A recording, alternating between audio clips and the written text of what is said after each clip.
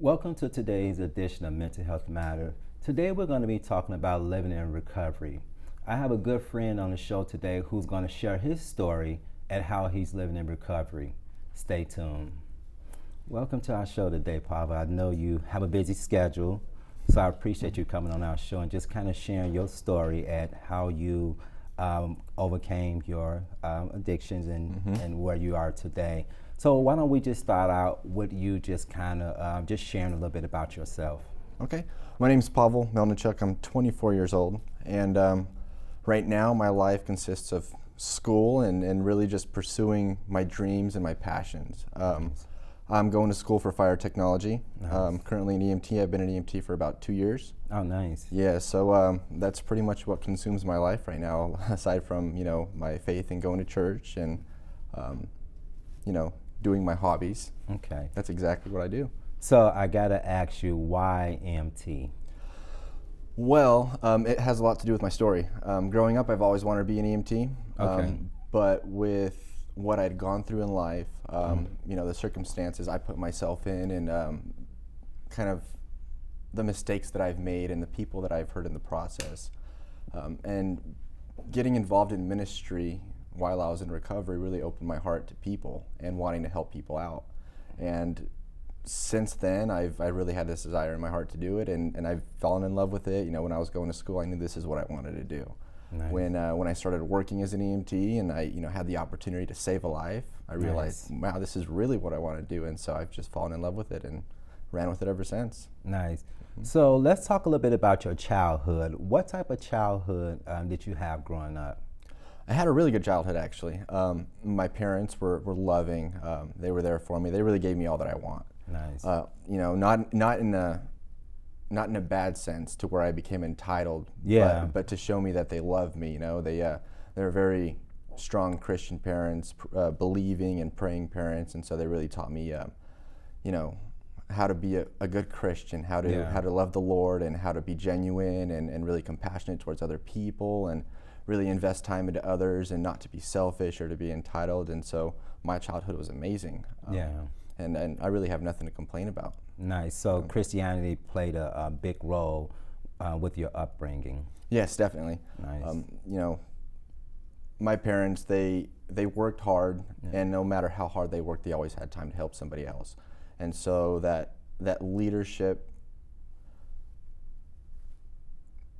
how do I word this? The way that they led their lives, it really encouraged me, and really now after the fact, after the recovery and all that I've gone through, I look back on the way they lived their lives, and that's what I want to be, that's what I want to do, that's who I want to become. Nice. Well, of course, I know and met your family, and I can attest that, you do come from a good family. So that's good. Yeah, they're amazing.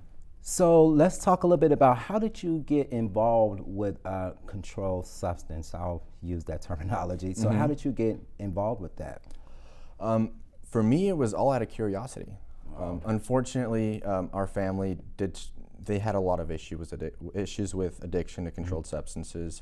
My older brothers, they were involved. They were surrounded with a particular group of people, and for some odd reason, that always looked interesting to me. I understand. And growing up in a Christian family, it was the forbidden fruit. It was something you didn't do. And oddly enough, that made me want to try it out even more. You know, Yeah. growing up in a church and going to, you know, to Sunday school and to choir and doing all these things, we were sheltered off, we were closed off from this side of life.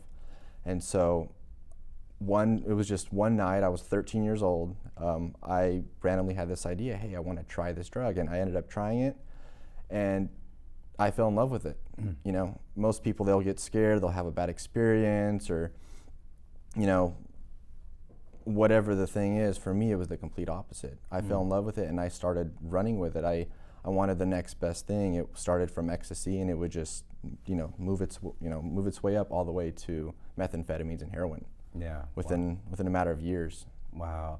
So, you know, I myself had my own battles with, you know, drug addiction, and, you know, for me, it was me wanting to be cool or become an adult at such a young age. I've also started at the age of 13 myself.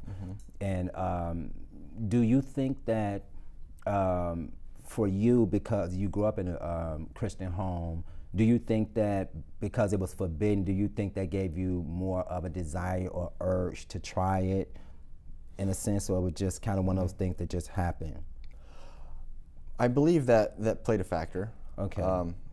You know, we always want what we can't have. Exactly. Is the saying, and I feel that definitely did push me in the direction of wanting to do it even more so, and seeing my brothers do it, and it looked like they were having fun, they were laughing, having a good time, and surrounded by a, you know, huge group of people, a lot of friends, and going to parties, so it looked exciting. Yeah. And my parents telling us, hey, you shouldn't be doing this, this isn't good for you, made me want it a little more, I guess, definitely. Do you think that if your brothers or the people you were around that was doing that, do you think if they shielded you from that, do you think that you would eventually probably went that route? Hard to say, actually. Okay. I'm not sure. Even if it had not been at home, it was also at school. Yeah. The school that I'd gone to, Yeah. you know, everybody was doing it. It was the cool thing to do, so peer pressure may have played a big part in it. Yeah. But it just so happened that before the peer pressure came in high school, I ended up trying it when I was at home, and so once I'd taken that step and I'd started doing it when I was at home before I went to high school, it progressed even more so in high school. Yeah. Well, that's what it, you know, normally does. I mean, you kind of start from one thing, and then you graduate to another thing, and it, you know, kind of goes uphill from there. I know I coupled my substance abuse with alcohol, and for some reason, I was never a drinker, but I forced myself to do it because I felt this was the thing to do. This is what people did. This is what my family did. This is what the crowd I ran with did, and so I just did it, and it got out of control until, you know, one day an issue happened, and I just said, Lord, help me with this situation, and if you help me, I'll stop. And that's kind of, you know, when I kind of stopped doing it and stuff. But you definitely kind of graduate to other things and stuff once you start that process. So tell me, how did that impact your life? In a very bad way, to say the least. I started off with using ecstasy, and within the first year, I wanted to try cocaine, I wanted to try meth, and that child that I was growing up and seeing who my parents were and really taking of their values began to just slip through the cracks. Yeah. I started stealing, I started lying, I you know, started getting violent and angry, and really had a lot of issues that I wasn't dealing with because I was using the drug to numb myself out to those things. Yeah. And man, it was just getting worse and worse. You know, I started fighting a lot, you know, started circling myself with a group of friends that thought they were really tough, and the Ukrainians and the Russians are always really bad, and they do a lot of bad things. And so I fell into that, you know, that mindset. I fell into, you know, all that they were doing. And, you know, when I started doing heroin, I got really desperate. I stopped thinking about consequences. I stopped caring about what people thought. And the things that I was doing were becoming more and more of who I was. Yeah. Not things that I just did. It was just a lifestyle that I started living, and I got comfortable in that lifestyle. Yeah. And I think that's the scariest part, is completely losing a conscience to all the things that you do wrong. And it just kept getting worse and worse. Yeah. Man, it's interesting because you pointed out how it actually changed you. It changed your mindset, it changed your character, changed your belief system that you once grew up in. And you know, for people who don't have experience with any form of drug addiction, whether it's through a family member or whether it's them experiencing drug addiction themselves, that would be very hard and somewhat devastating. Tell me, how did it affect your family, like your parents and other family members who didn't have that experience? They were devastated, beyond what words can describe. Yeah. They didn't know how to act. They didn't know how to react. Yeah. I mentioned I was always angry. I had a short fuse, and they would say something to me, and I would snap. Yeah. And all they wanted to do was help. Yeah. But I didn't want it. And so my parents did the only thing that they knew how, and that was pray. Yes. You know, really seek the Lord and pray for me to get better, pray for my brothers to get better. And we had one brother that had actually gone through something very similar to me. He's older, I believe he's 8 years older than me.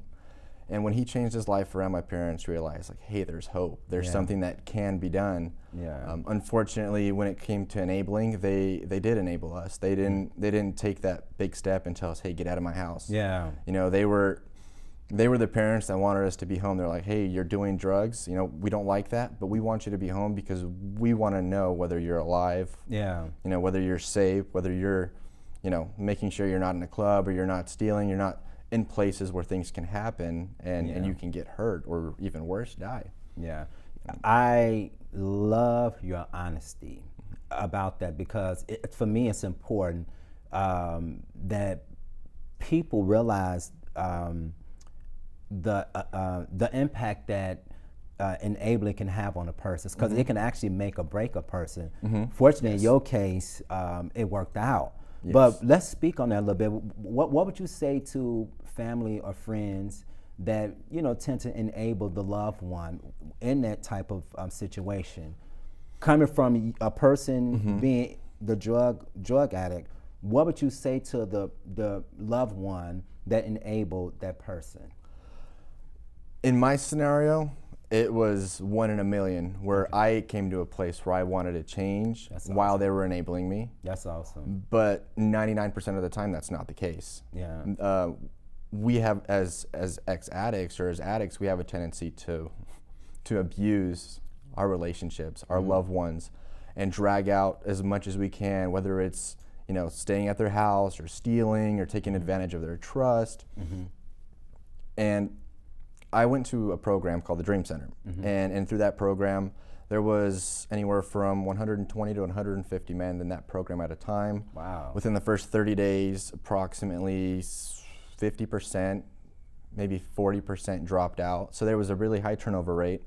So I've met, you know, 500, 600, maybe even more. I was with the program, and I was involved in ministry for 3.5 years. So I've met hundreds of people, and the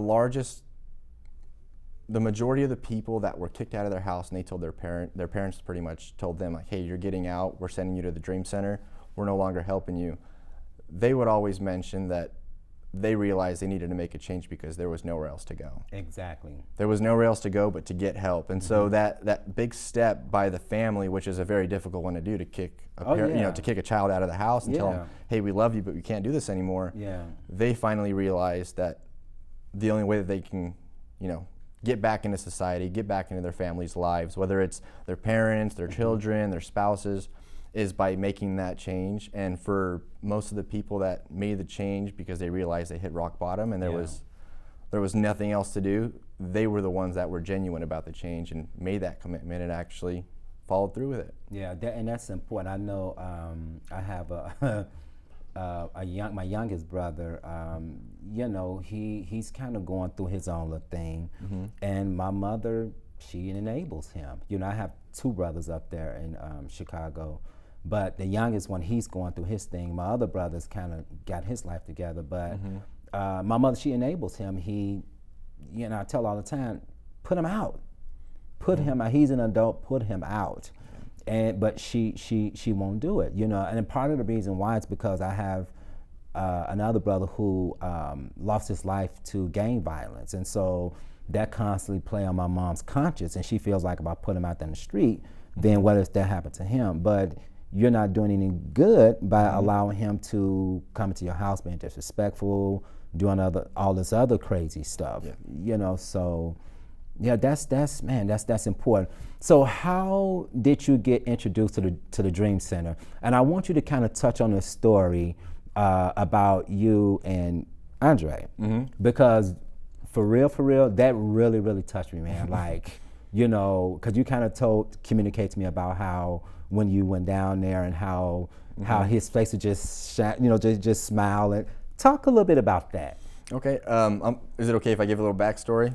Go ahead. All right. Yeah. So my brother Andre and I, we were using heroin. He started selling heroin. I was selling with him for a while, Oxycontin heroin, and it got to a point where the addiction was the priority. I was no longer making money. He was still making money. I wasn't making money. He cut me off, and that really, the drug changed our relationship for the worse. And it kept getting worse and worse and worse, and it got to the point where we couldn't have a conversation. Anytime we'd come in contact with one another, we'd get in the same room, we'd start fighting.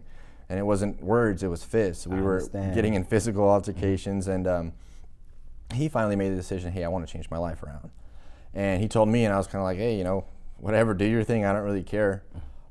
He goes to the Dream Center, he's there for about 4 months. I'm still doing horrible. And then my parents were like, hey, you want to come visit Andre? We're going to Los Angeles. And in my head, I'm like, a weekend in Los Angeles can't be so bad. Yeah. And that's as far as my thoughts had gone. But when I showed up to the Dream Center and knowing him before his addiction and the anger and just who he was and the brother that I knew that I didn't want anything to do with, when I saw him, the first thing that I saw was this huge smile on his face.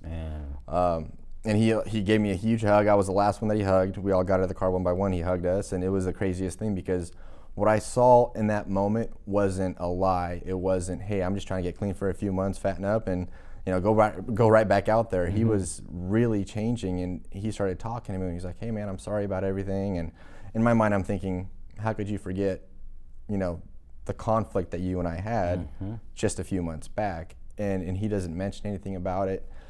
And that really planted a seed.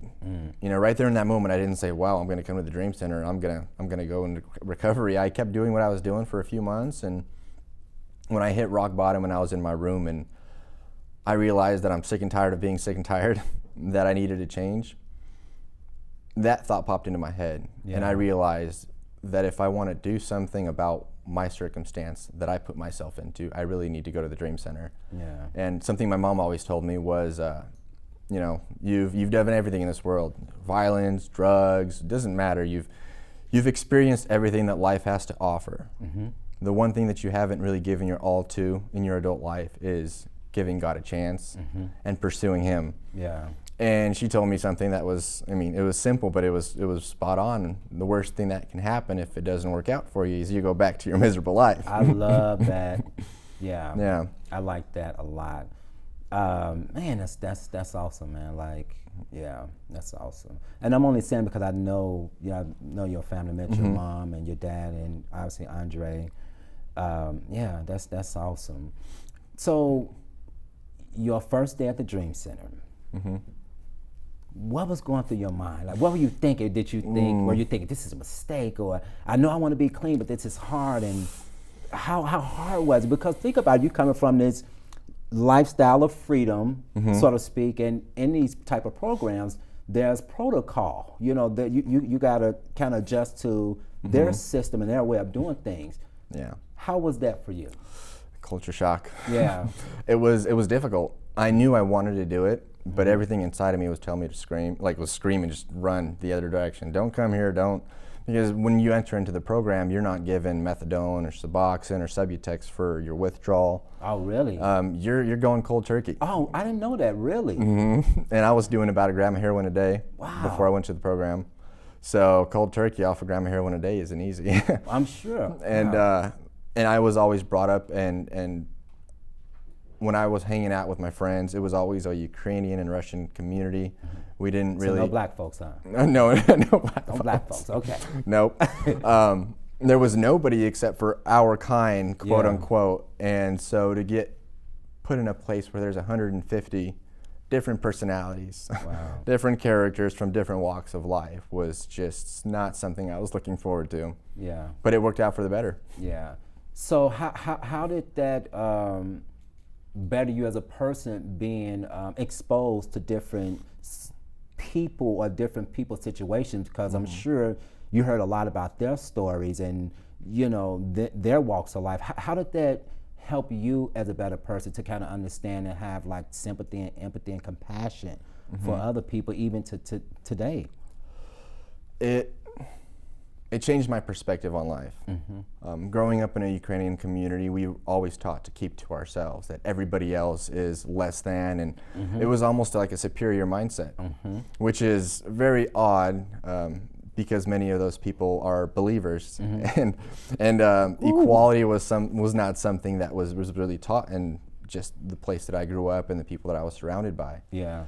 And when I began to hear the stories from the different walks of life, what people had experienced, the abuse, there was sexual abuse, there was physical, verbal abuse, there was all these different things that I had never experienced. And I realized that I can never judge too quickly because I don't know the story of somebody else's life.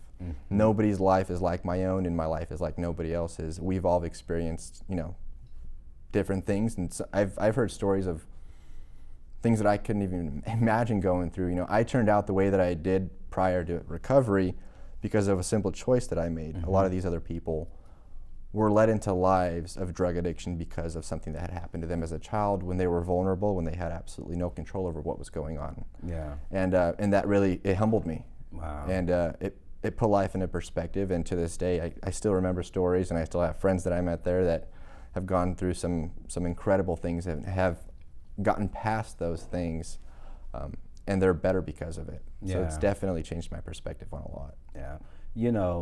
Once again, I really admire your honesty because for me, that's important. My personality, for those that know me, I'm a straight shooter. I'm going to pretty much tell you like it is. I grew up, in all African American community. And so when I did decide to go off to college and, be exposed to other cultures and races, I was considered a sellout. Because that's not what you do. That's, you're here with us and this is the way things go and stuff like that. And I've always had a mind of my own. I left out of my mother's house straight out of high school because I felt like there was a lot of things going on I didn't like, I couldn't deal with. And so I'm like, okay, you know what? I'm gonna go to college and get up out of here. That was my ticket. But I'm glad I had that exposure to other races and other people because I feel like it definitely shaped me into being a better person. Yes. Prior to moving to Sacramento, California, I think it was like maybe 2 or 3 days before I came here, I was, jogging around the area I lived in Illinois, and I just ran into a Russian or Ukrainian guy named Sergey. And we just started talking. And I told him, I said, oh, yeah, I'm finna move to Sacramento. And, just talking. He said, oh, yeah, I have friends down there. And he was kind of giving me a little background about him. Never been exposed to the Russian Ukrainian culture in my life. Gave me his number. Now, and I gave him my number. So I'm thinking like, yeah, okay, this, whatever. So when I did move down here, he came down here like a month later. He called and was like, oh, I'm in town. And so I ended up meeting up with him, and I introduced him to your cousin, Serge, and we just kind of talked and stuff. But I always thought about like why, because most of the people I hang out with is Russian and Ukrainian. It wasn't nothing planned and then grew up with you guys, but I felt like that was what God planned, for it to be. But diversity and to me that's key in our growth as a person, because had you not been exposed to those different people in their situation, you may still have the same outlook that you had prior to that. I agree. Yeah. Wholeheartedly, yes. Yeah. So let's talk a little bit about relapse. Have you relapsed at all in your recovery, or just Last 4 years, no. nice?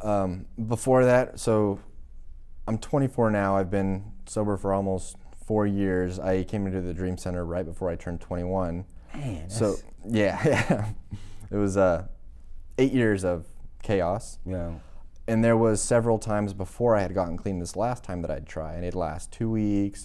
One time it actually lasted a few months. nice. And gosh, relapse sucks. Yeah, But this last time, these last 4 years, this last stretch, I haven't touched it. nice. I've had opportunities. Yeah, It's been right in front of me. When I was with the Dream Center, we would confiscate drugs and flush them down the toilet. And for some reason, when it's right there in front of me, I want nothing to do with it. I just have this disgusted feeling in my stomach, nice. and I kind of just Yeah, push it away. Nope. yeah. So relapse. So, because I know a lot of times when people relapse, especially like when it's a loved one, sometimes we tend to be very hard on a person. Sometimes we even tend to be judgmental, and not even knowing that we're actually judging a person. But relapse is not necessarily mean that the person won't get better. It does not necessarily mean that this is the end. I'm throwing my hands up. Because I mean, clearly your story speaks to that. It contradicts that train of thought, in my opinion. So, what would you say to the loved ones of, somebody that, may be in relapse? They may try to get it right, but they going back. They may try to get it right. So how would we deal with that type of situation? Being consistent in the sense where you're there for them. Okay. You're not enabling them, but you're letting them know that you're behind them 100%. Yeah. Working at the Dream Center in ministry, we would have people relapse sometimes once a month, sometimes 5 relapses in 1 week. Wow. And I would always tell them the same thing, that it's a simple mistake that you made, but you could always turn that around. Because getting in someone's face and telling them that you've worked too hard, you've gone so far, and you've made all these improvements in your life, and you're doing so much better, and you have this job, and you're throwing everything that they may potentially lose and may fall through their fingers in this relapse, which doesn't make the situation any better because they already know those things. Exactly. When I relapsed, I knew that my family's going to be disappointed. I'm disappointed. Everything that I'd worked for is really it's just going to go away. I know these things without anybody telling me. Yeah. But what really, helped me through the relapse and realizing that I need to get back on track was people telling me that they love me, that they believe in me, and they encouraged me to do the right thing. They didn't command it; they encouraged it. Yeah. And for some people, the relapse may last a month. For some people, it lasts years. Okay. And there's really no way of telling how long it'll take for the individual to make that decision to go back in recovery, because some people don't even have that opportunity. Yeah, exactly. Many people relapse and they end up overdosing the second time they use, and passing away. But I would tell them to encourage them and not to beat them down, because they're already on the ground. Yeah. It's not gonna help to kick them while they're down. Yeah. Yeah. I like that feedback. I want to talk to you a little bit about, because to me, meeting you and knowing you and talking to you, you talked about the anger. I just could not see you being in that mindset, like for real. Like I just couldn't picture you, because I see you now. Yeah. How important is it for the person on the receiving end of the person that is, using the controlled substance? How important is it for that person not to take what they're getting from their loved one personally? Because I know, I've battled that within myself. Having someone that's really close to me. Actually, it's not my blood brother, but he is my brother, regardless. Yes. And he has his own struggles and stuff like that. And it's just, when he wasn't on or when he wasn't doing a controlled substance, he's very nice, kind, compassionate, loving, just, you know, a really good guy. And he's still a good guy. It's just that he's having these issues now. But his personality is the totally opposite. You know, he's angry, he's aggressive, he's, you know, and at one point it was this back and forth, because where I come from, it's all about respect. Like you just don't disrespect people, because you disrespect, you know, this where a lot of fishes go be thrown. And that's literally how I grew up. Even my cousin I live with now, Kendall, we, you know, back in the day before we, you know, found the Lord or whatever, we were always having fist fights like you and Andre, because you just don't disrespect.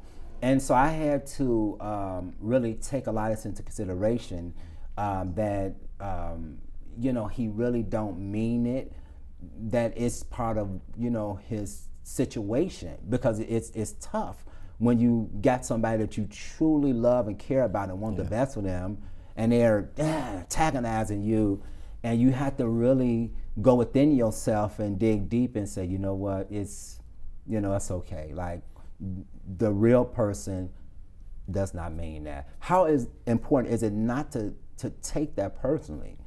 It's very important. When I was involved in ministry at the Dream Center, there are people that are going through detox. There are people that have been clean for a month, 6 months, a year, 2 years, and I would constantly hear story after story of the way people would act or react when they were on drugs. And it was the same thing with what you mentioned to me. You don't see the anger. You don't, you know, I didn't see the people that they were in their addiction when they are, you know, when they're clean and they're sober and they're right. Yeah. Which really, it tells me, not only from my own experience, but from seeing it from so many different people, that we're not the same person when we're on the drug. That's true. It is a mood and mind altering substance.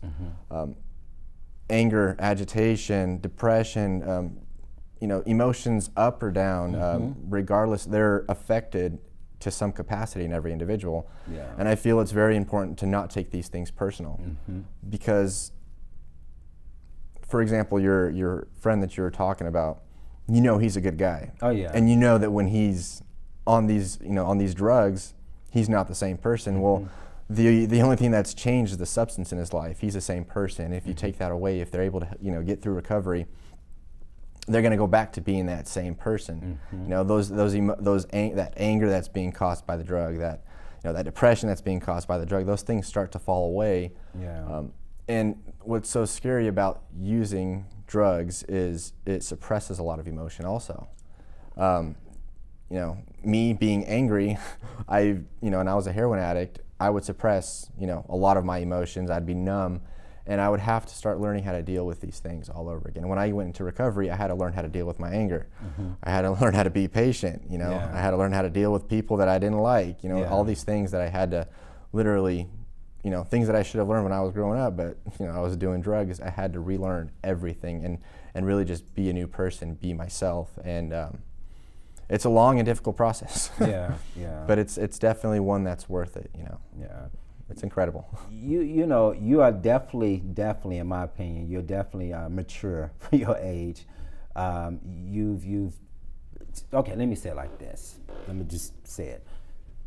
For me, I think some of the best people, it's just my opinion, are those who have been part of the struggle, regardless of what struggle it is, overcame, and now they didn't got themselves on track, and now they're in position to move forward. Because if you don't know how to struggle, if you've never been through anything, you know, a lot of times people just crumble.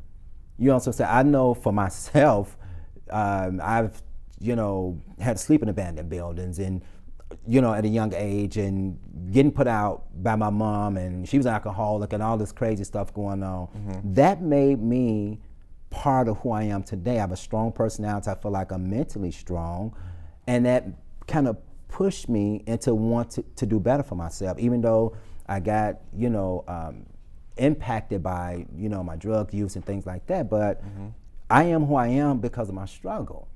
You know, had I not had that struggle, then I don't think I would be as effective when I'm trying to talk to people about getting their lives together and motivate people to go back to school or whatever it may be. I think you kind of need both. There's a saying that you need the street life and you need the education in order to be this complete person.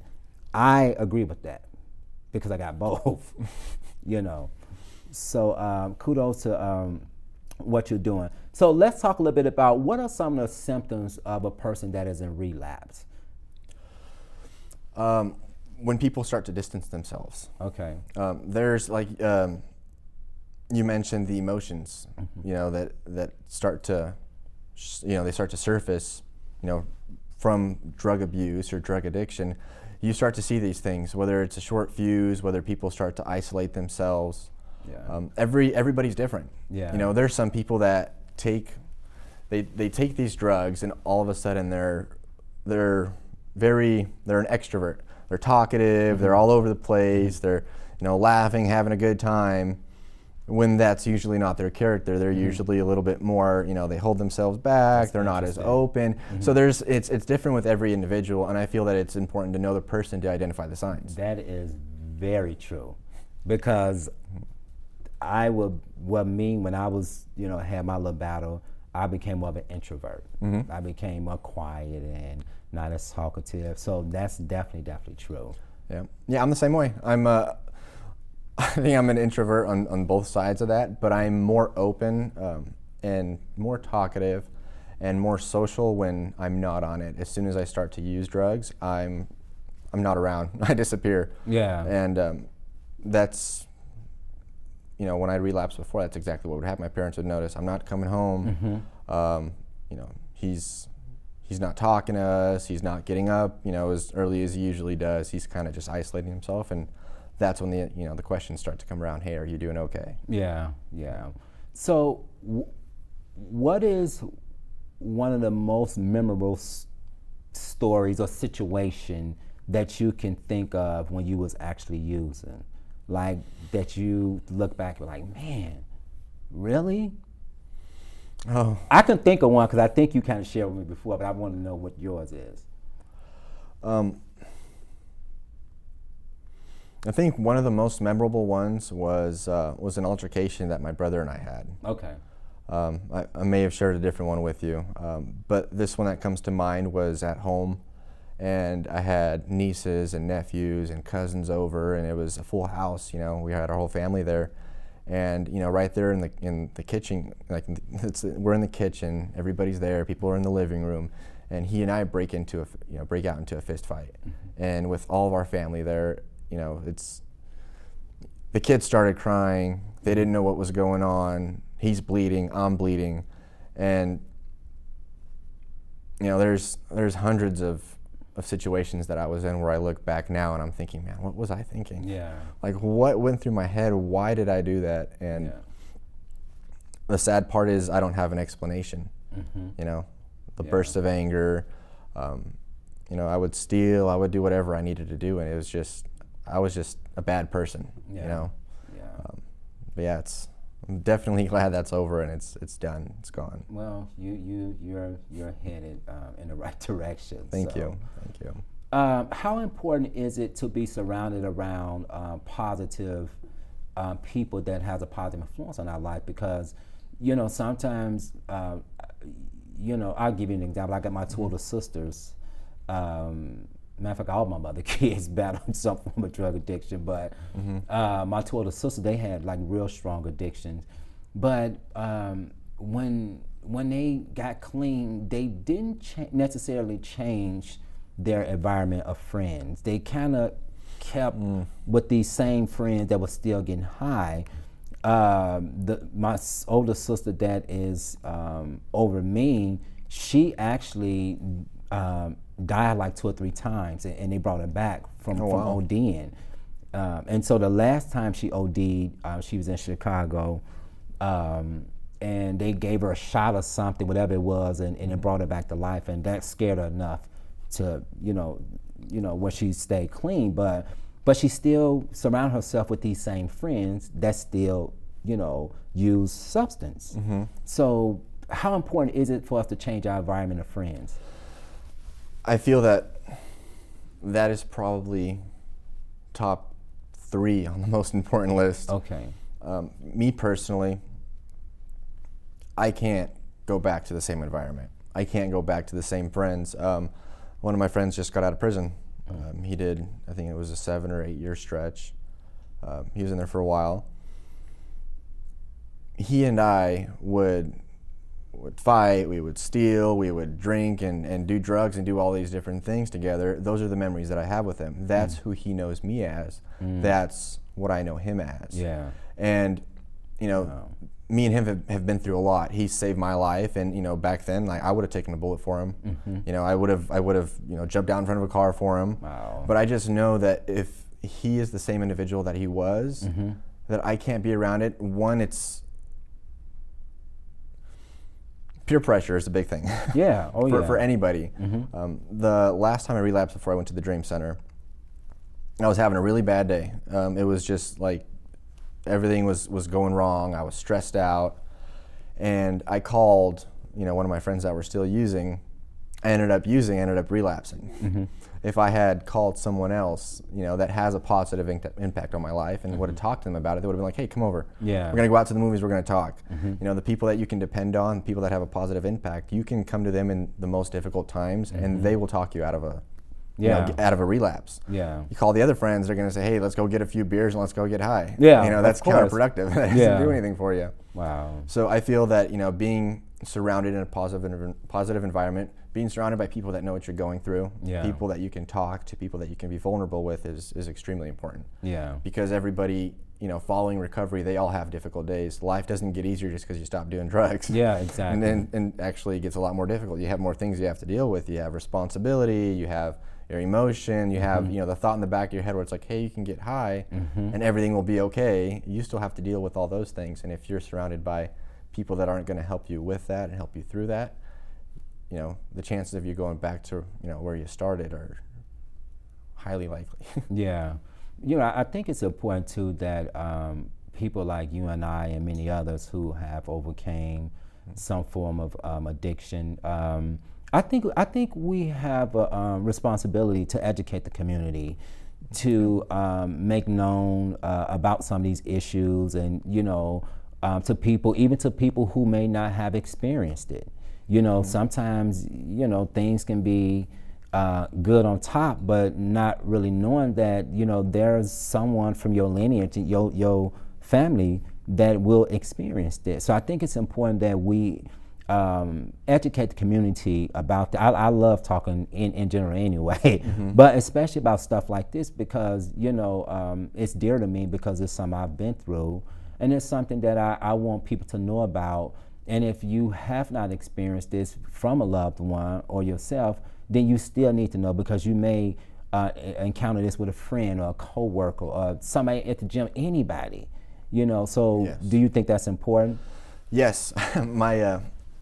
My mom is still to this day telling me stories. When they lived in the Soviet Union, they didn't deal with drug addiction. There was maybe one drug addict in the whole little village or city that they lived in. It was just unheard of. Yeah. Alcoholism was a little bit more common, and is very similar to drug addiction, but there would still be maybe 1 or 2 drunkards, in the whole village. Wow. And so coming over here, the community is still very tight. They're still very conservative of nature, just like they were in the Soviet Union. Yeah. And so when families began dealing with this, they had absolutely no idea how to deal with it. It wasn't familiar for them. They didn't deal with it in the Soviet Union, and here they have 2 of their drugs, slamming heroin. Yeah. And they don't know what to do. They don't know, how to act, how to react. They don't know how to handle these people, these people that are their loved ones but aren't themselves. Right. And to this day, my mom still gets phone calls. I'm like, hey, my son's doing this, my daughter's doing this, what do I do? Oh, wow. And she's gone through it. We've had 4 out of 7 kids either addicted to methamphetamines, cocaine, alcohol, or heroin. And some of us were addicted to more than one. Yeah. And so she knows what to do. She knows, that prayer, keeps her alive and helps us out. She knows that recovery is necessary, know. And now that we've gone through it and we've given her some pointers also. Yeah. Where it's like, hey, you should have kicked us out a long time ago. You know, you shouldn't have had to deal with all this. Yeah. So what did she say when you guys gave her that type of feedback? She said, she says she doesn't know if she could have. Wow. She's just she's a really, really good person. That's and good. Very patient. Yes.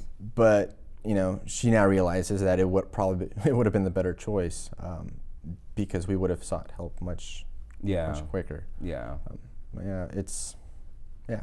I think that's so true. So I remember one of my oldest sisters. When she was going through her little thing. Mm-hmm. And I remember her literally begging me to give her money for some heroin. I was clean at the time. I just wouldn't do it because I knew that this was not going to help her situation. I mean, she literally, I could just still hear her begging me. And I was just so firm on my decision. Mm-hmm.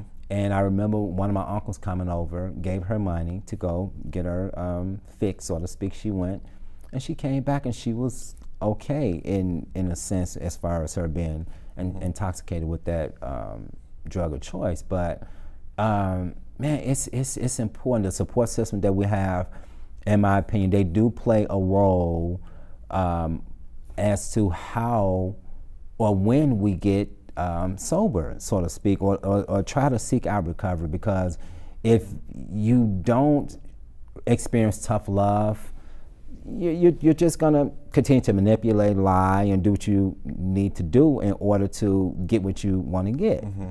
And that's just the way it is, you know. But for someone who's not experienced that, like a lot of people, parents like yours, sometimes they don't know how to show that tough love in a sense. And I get it, you know. Mm-hmm. I get it. But it's important, you know. To kind of put your foot down when it needs to be down. Yeah. Traumas. Traumas. No, go ahead. Just like finna say something. No. Trauma. So, you know, a lot of times people experience childhood traumas, and they tend to run towards, you know, drugs and alcohol. Let's talk a little bit about that, because I do know people personally who have experienced some type of childhood traumas, and they just, you know, lean on narcotics to dull their senses or their reality, so they won't have to continue to deal with what happened to them as a child.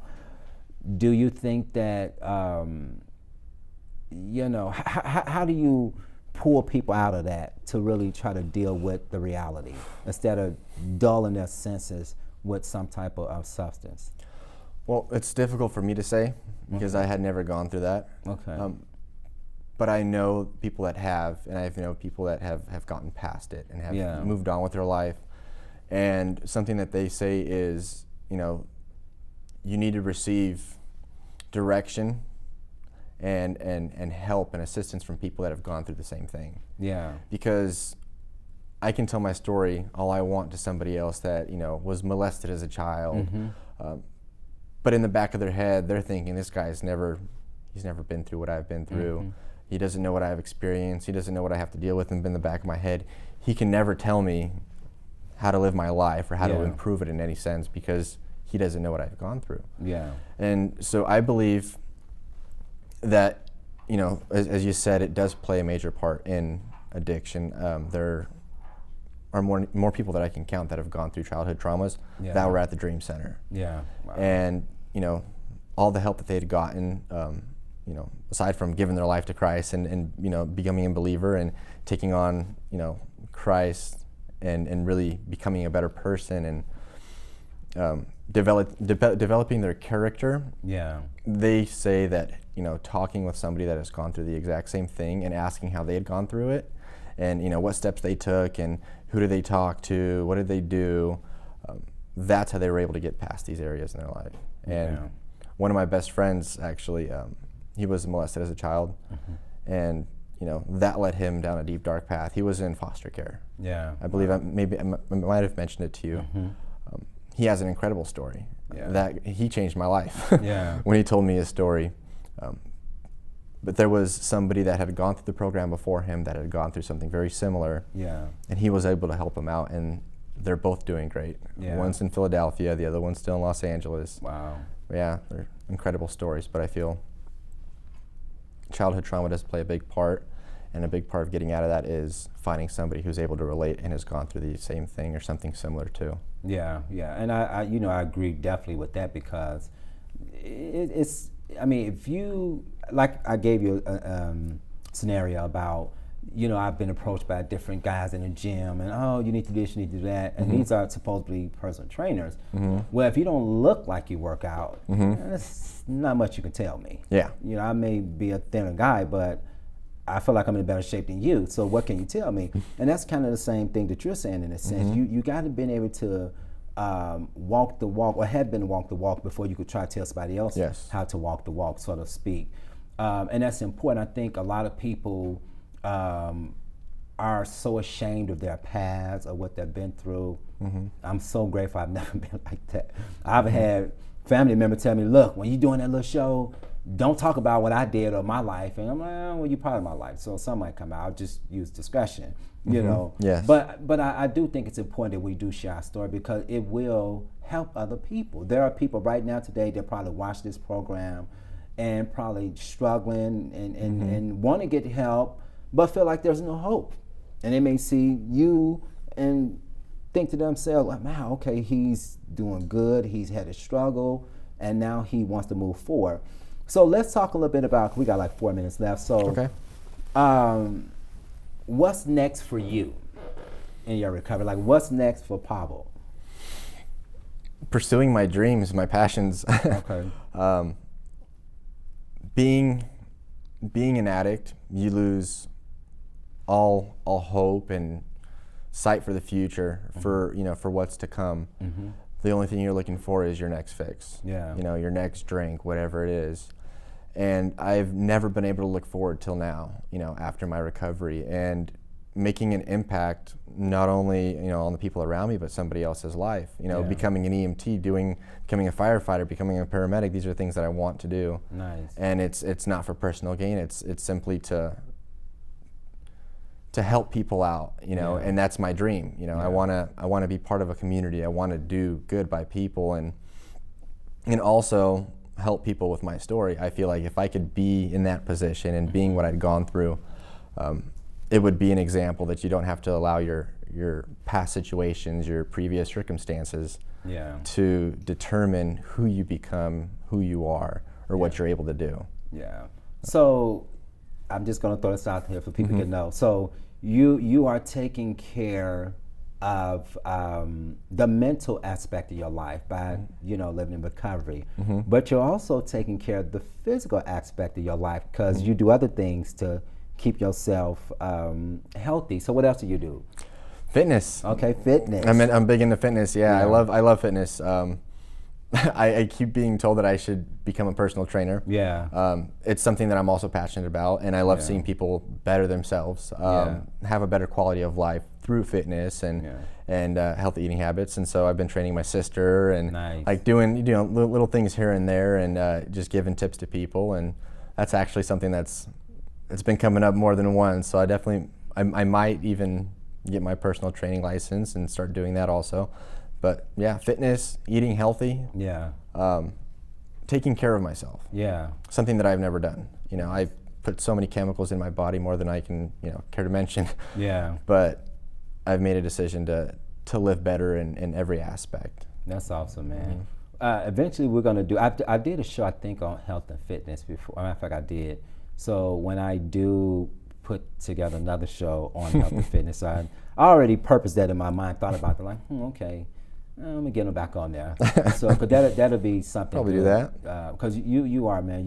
You're, in my opinion, just by talking to you and communicating with you, you really do have your stuff together. Like, thank you. Coming from where you came from to where you are now, it could be a lot different. The outcome could have been different. Like you said, some people don't make it out. So you got to pay this forward. You got to move forward with this. And, just kind of do what you need to do to get this message out, man, to help people when it comes to like any form of addiction, and, just kind of share your story. I think that's important too. Yes, I agree. So, Well, we have ran out of time, and I know it went quick too. It did. It did. So Quicker just than I go quick. anticipated. Mm-hmm. So, but thank you for being on our show. Of course. Yeah. And that's it for today's edition of Mental Health Matters. If you enjoyed this show, or if you would like a DVD copy of this show, or if you want to check us out on YouTube, you can go to NorCal MHA, and it'll pull up this show and the rest of the show. If you want a DVD copy, you can dial 916-366-4600. Thank you.